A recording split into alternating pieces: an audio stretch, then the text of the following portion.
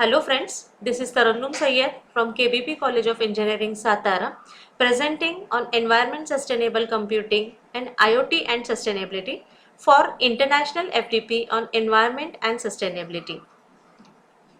These are the brief details of my week 1 and week 2 video. In week 1, I had discussed about environment sustainable computing related to the techno thrash that is getting generated through usage of electronic devices and how we can take steps to make it environment sustainable with the help of green computing. In second week, I talked about Internet of Things and sustainability, in which a case study of waste management system was discussed and what efforts can be taken to make IoT applications sustainable. The outcomes of this video shall be that the students will be able to analyze the role of environment sustainability. They can apply critical thinking skills to provide sustainable solutions for every application. Also, they can estimate the carbon footprint calculation values for any product. Here is a table representing ISO standards for green computing to use electronic devices in IoT application. ISO 14001 was developed in 2015 and it was used to improve environmental performance with this family of standards. ISO 14004 was developed in 2016 and it gave a general guidelines on implementation of green computing. The third standard, that is ISO 14005, was developed in 2019 and it gave guideline for flexible approach to phased implementation. Here are few IoT guidelines for sustainability which are referred. These gets broadly classified into three categories. First one, collaboration models and incentive alignment. Second one, business and investment models. And third one is impact measurement. We should concentrate on impact measurement aspect as far as environment sustainability is concerned. So we will read out just three guidelines related to impact measurement. Embrace a sustainability awareness culture to respond to new generation demand, enhancing the brand reputation and attracting top talent. Next is adopting a framework based on the UN Sustainable Development Goals to evaluate potential impact and measure results. And the third guideline related to impact measurement is we should identify a potential sustainable development goal and target addressable by our IoT project and incorporate it into the commercial design. So here we can see that as far as environment and sustainability is concerned, the impact measurement related guidelines are very important while designing or developing any product or application. Now, why IoT is chosen as a topic for this video? The reason behind is you can see through the graph representing that what will be the device adoption or IoT device adoption rate by 2025. It may drastically increase from 15.41% which was there in 2015 up to 75.44% of the market in 2025. That's why IoT is very recent and most important activities in the research area which has been carrying out these days. This is a slide representing different devices that are used in IoT. Basically, sensors, devices with wireless data technologies, for example Bluetooth, Wi-Fi, radio frequency, etc. and the data center devices, or you can say cloud data storage and management devices, which may include servers, clients, storage devices and network devices. So from this we can identify that lot many electronic devices are involved in an IoT application. Now here is a diagram representing the flow of any IoT application. Now from the diagram itself we can see that as each phase of IoT application involves some or the other electronic device, so to identify the environment sustainability or power consumption of devices of an entire IoT application shall take a lot of time. Almost a thesis can be written on the power consumption of IoT devices at each phase. So we are going to consider the last part, that is analytics or data storage part, or the data center where the devices like computers can be used. And in this regard, we are going to consider a device known as thin client, which can act as an environment sustainable device as compared to our normal personal computers or desktop computers.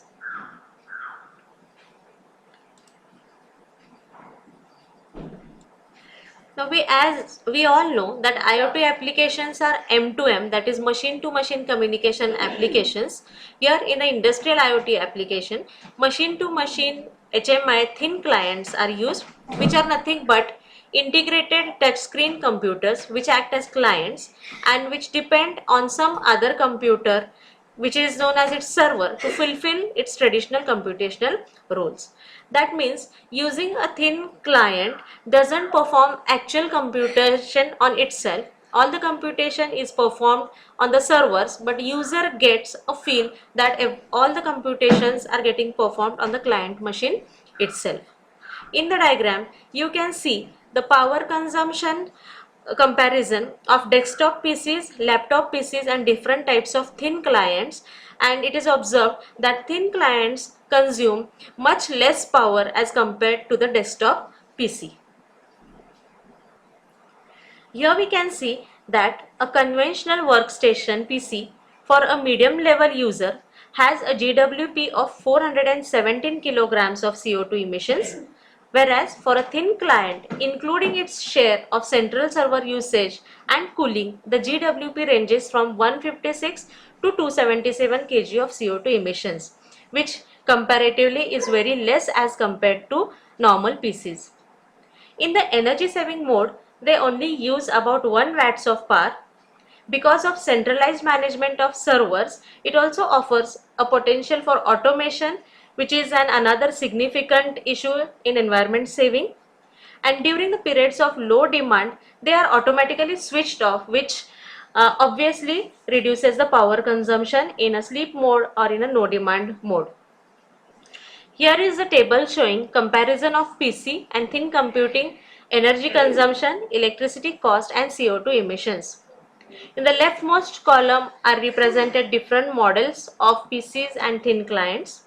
In the second column is shown the average power consumption in watts per unit in all the 4 stages of a computer, that is whether it is active, idle, in the sleep mode or whether it is switched off.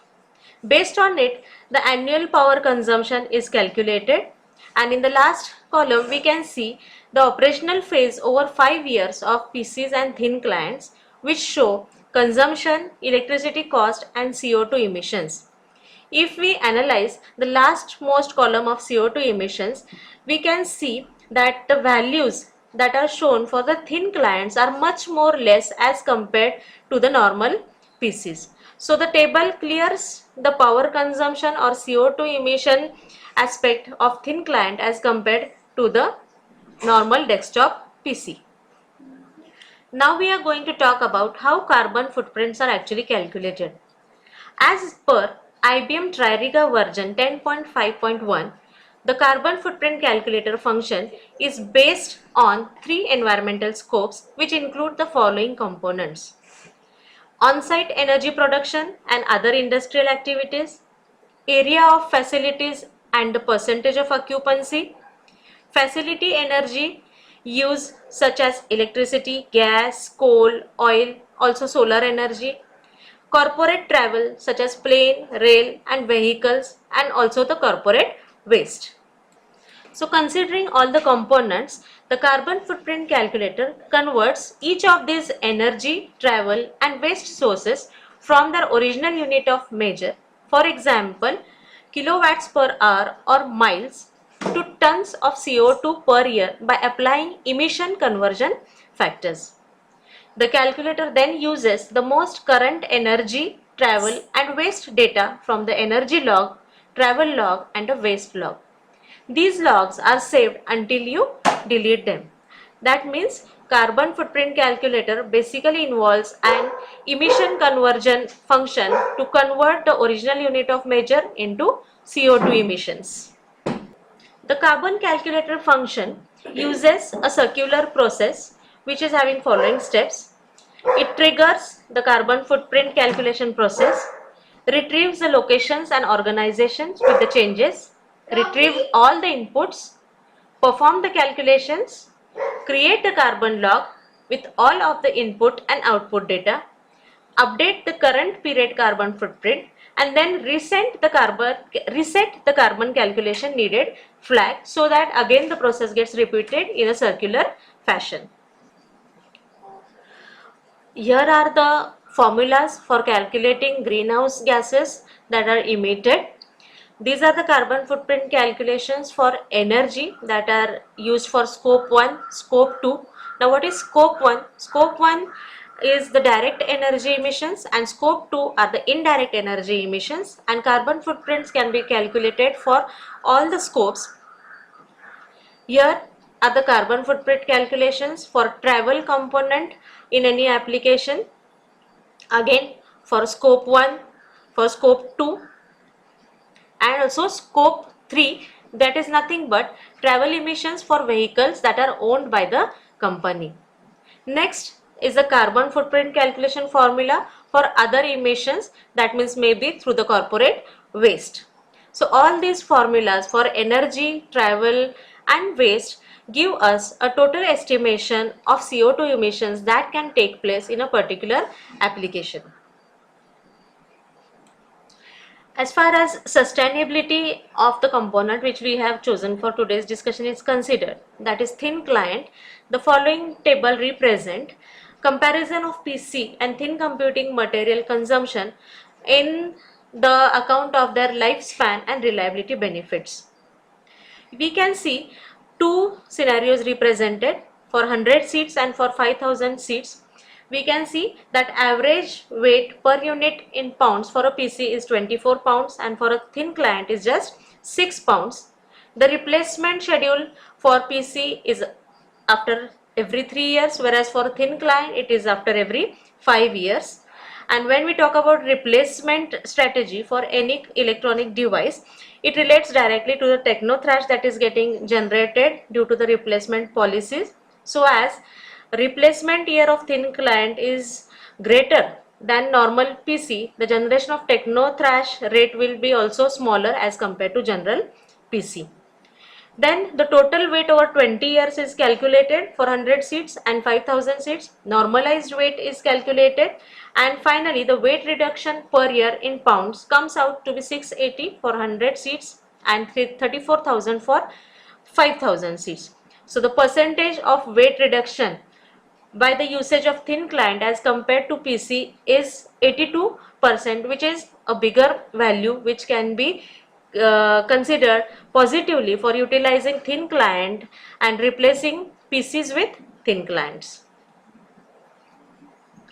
Yes, now relating our discussion with the waste management application which we discussed in the first video is developing an IoT application with the use of thin client as a sustainable computing device will give us a reduction in collection cost, no missed pickups, reducing the overflows of trash bins, because if the trash bins are overflown, lot many hazardous gases are released from the wastage.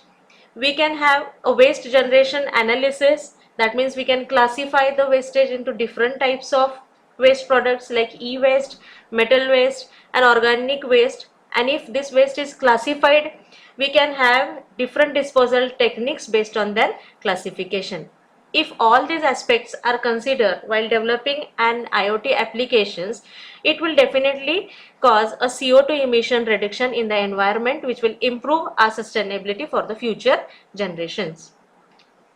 So friends, the summary or the conclusion which we come after entire discussion in this video is we should adopt green computing, which is nothing but green design, green manufacturing, green use, green recycling and disposal techniques, that is nothing but considering the CO2 emissions from an electronic device at each level, right from its design up to its disposal. So friends, a quote for you: computing nowadays is not just about the computers anymore, it is about the living of human beings in the sustainable environment.